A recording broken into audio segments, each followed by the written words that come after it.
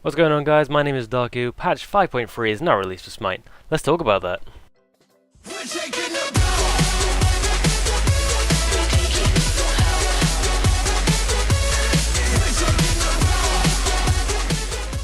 Alright guys, this is the show where I like to skim read through the patch notes, show you the good, the bad, and the worse. And basically show you all the changes real fast. Not extremely fast, but fast enough that you can keep up and keep all the blabbering out of it. And I'm blabbering on right now. What am I doing? Okay, so the first thing I want to show you guys is the new god Achilles. His passive is Gift of the Gods, and I'm not going to read all of it, but he gains an additional 35 plus 10 health per level and 5 point plus 1 protection per level. That is for the armored bonus, and the unarmored bonus, Jesus, I'll get there eventually. Unarmored bonus where he takes his top off, basically, starts stripping.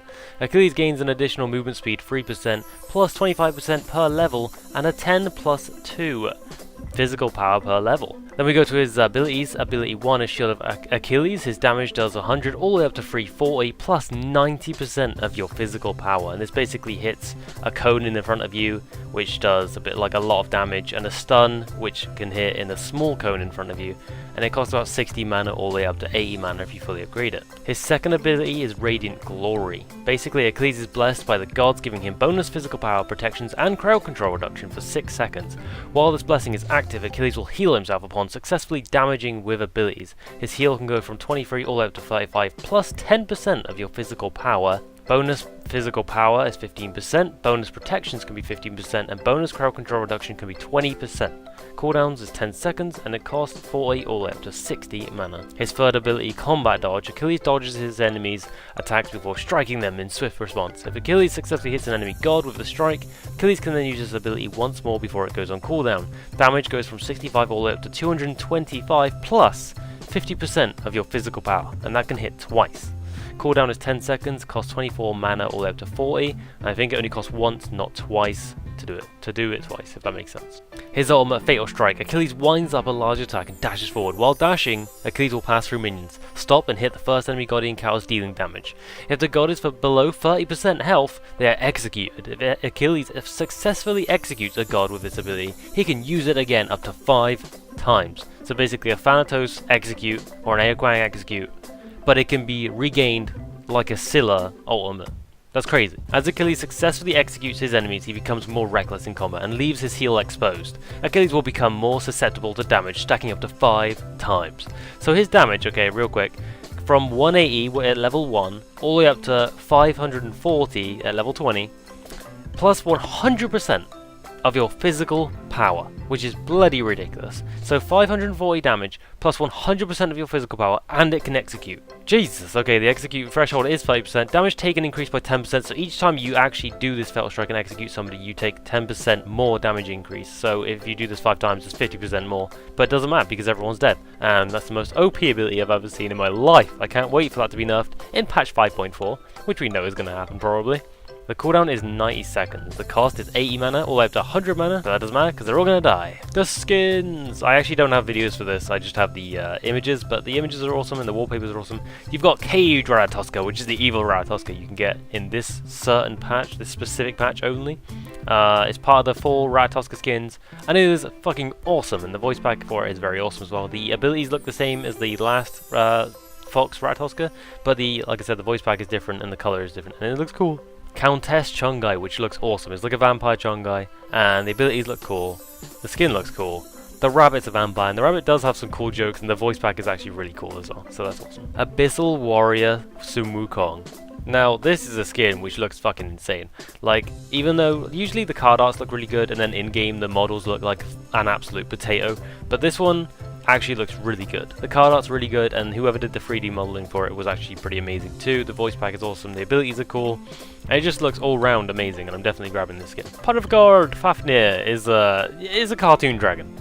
I'm not a massive fan of this because I'm just not into really cartoony things, but in general the skin looks funny, and it definitely will be a pain in the arse if you are against it. Playful Bunny Noir, because of course Noir needs a 4th page full of skins, of exclusive and limited skins. But yeah, this skin's it's like a slutty bunny.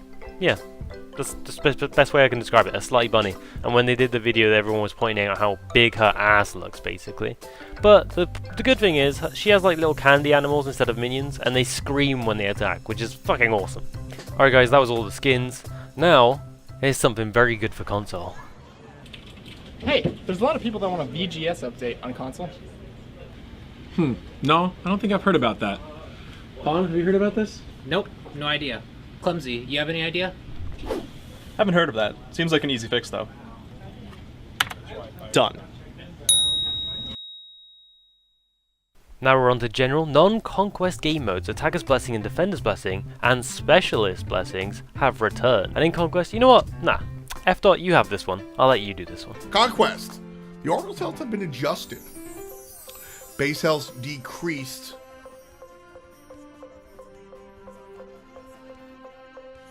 Wait a second. Base health decreased from... Okay, this is obviously a mistake, and I think I know what they mean to say. Base health decreased from 680.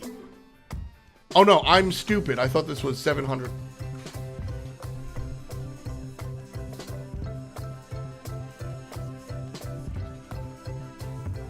Quick maths. Oh, I thought both of those numbers were 700. Oh my god. Okay, just to specify, the base health decreased from 760 to 680, and the scaling health per level increased from 100 to 110. Decreased base power of Big Centaur and Big Manticore, Big whatever that is, and Big Satire from 24 to 18. Thank you though Fdot, I really appreciate the help. Iron Balances, Soul Gem, new passive. On successful hit of an ability, you gain 1 stack. At 4 stacks, your next ability that damages an enemy god will deal bonus damage equal to 40% of your magical power and will heal yourself and allies within 20 units for 40% of your magical power and will consume the 4 stacks. Doom Orb now has an updated self-buff effects when the Doom Orb's passive buff is active. Typhon's Fang, decreased magical lifesteal from 15% to 10% and decreased the passive healing bonus from lifesteal from 50% to 40%. Warlock Staff, decrease the power from 75 to 65, decrease the power from stack from 0.6 to 0.5.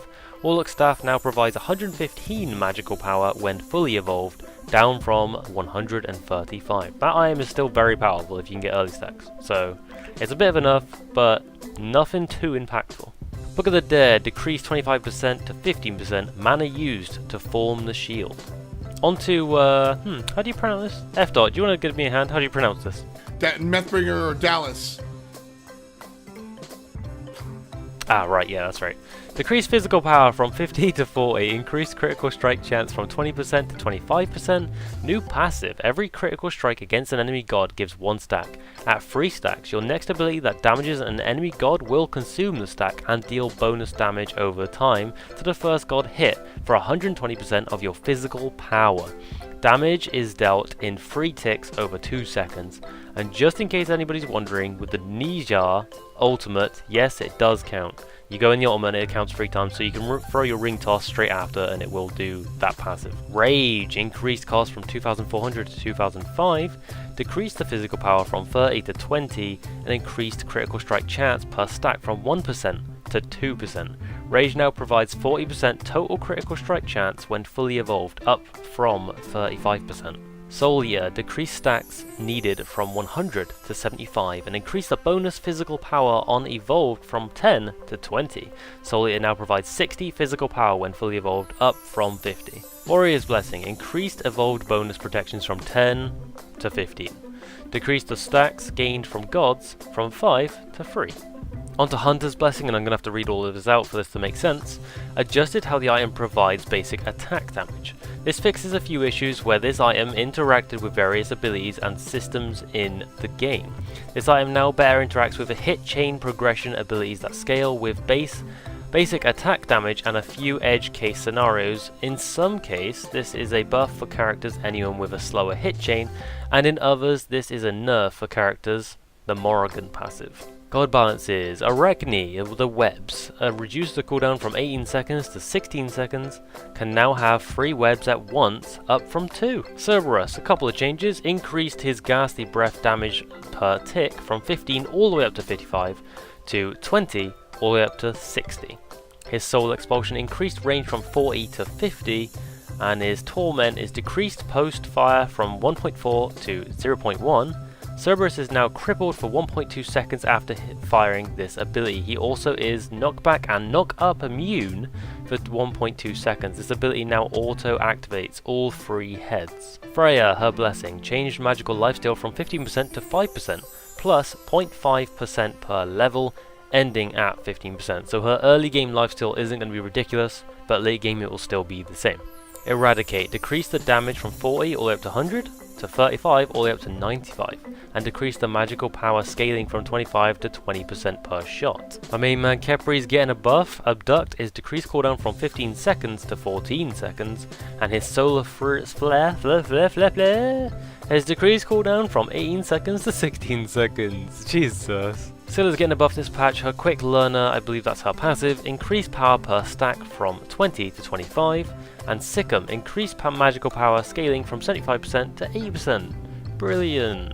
Circuit will be getting a buff this patch on her Deathbane. The cooldown is now 10 seconds instead of 13 seconds. They've worded it very weird on the website. Decreased physical protection reduction from 50% to 10%.